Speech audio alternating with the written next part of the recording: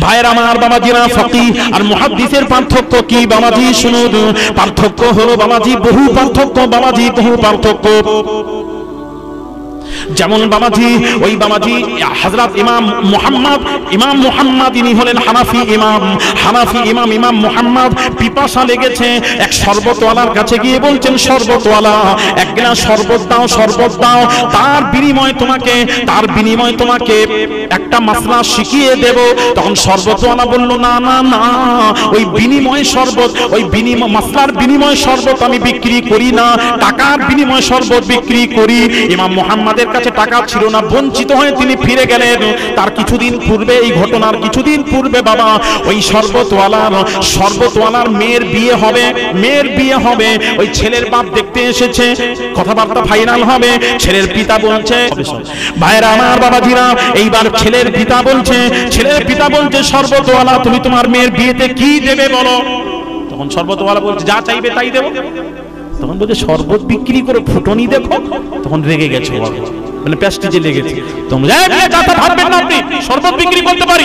শোনেন, আমার মেয়ের বিয়েতে আসমান জমিনে যা আছে সব দিয়ে দেব। কি ভাবলেন? সব দিয়ে দেব, দিতে না পারলে আমার বিবির উপর 3 তালাক বায়া। কি সমস্যা রে ভাই। এইবার তখন ছেলের বাপ বলছে, শরবত বিক্রি করো, আসমান জমিনে যা আছে দেবে, তোমার পক্ষে সম্ভব নয়, যাও তুমি এই সমস্যার সমাধান করো, আমি চললাম, আসসালামু আলাইকুম ওয়া রাহমাতুল্লাহ। এবার শরবতওয়ালা তো রেগে বলে ফেলেছে। বড় বড় মুহাদ্দিস যারা ছিলেন সকলের কাছে গিয়ে বলছে, হুজুর একটা সমস্যার সমাধান চাই। কি সমস্যা?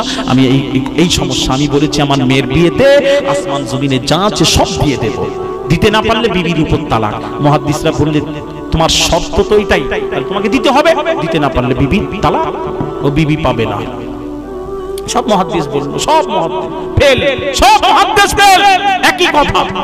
এটা মুহাদ্দিসের কাজ। এবার সকলেই বলল, সব জায়গায় ঘুরে নিয়েছেন, একবার ইমাম মুহাম্মাদের কাছে গিয়ে দেখুন না, জান না।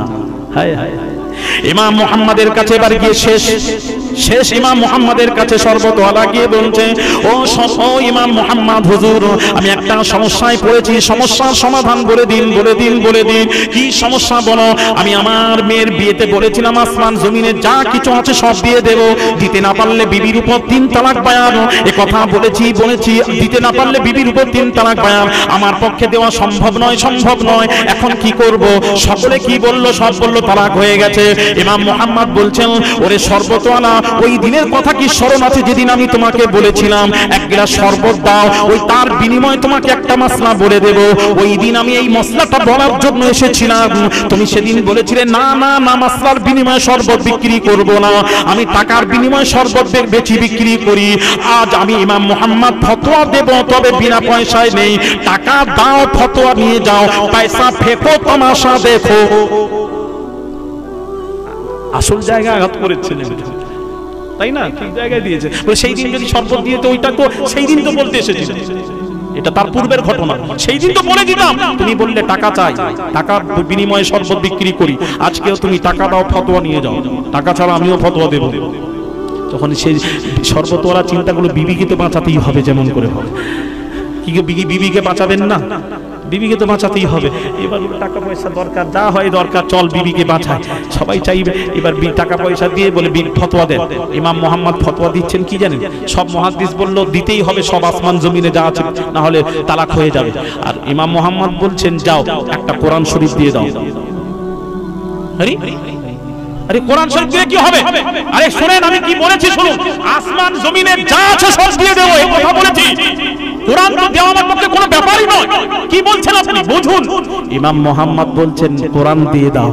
ভাইরা আমার, ইমাম মুহাম্মদ কোরআনের একটি আয়াত তিলাওয়াত করলেন, কোরআন থেকে প্রমাণ করলেন, দলিল পেশ করলেন।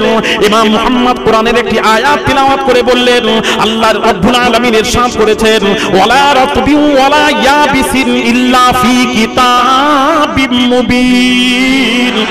আল্লাহ কোরআন ইরশাদ করছেন, শুকনো এবং ভিজা এমন কিছু নাই যা কোরআন শরীফে নেই। অর্থাৎ আসমান জমিনে যা কিছু আছে তার চেয়েও বেশি 30 পারা কোরআন শরীফের ভেতরে রয়েছে। কোরআন দিয়ে দাও, শর্ত বাতিল, তালাক থেকে বেঁচে যাবে। তাহলে ইমাম মুহাম্মদ হলেন ফাকিহ আর ওনারা হলেন মুহাদ্দিস। তাহলে মুহাদ্দিস আর ফাকির মধ্যে পার্থক্য বুঝলেন ভাই?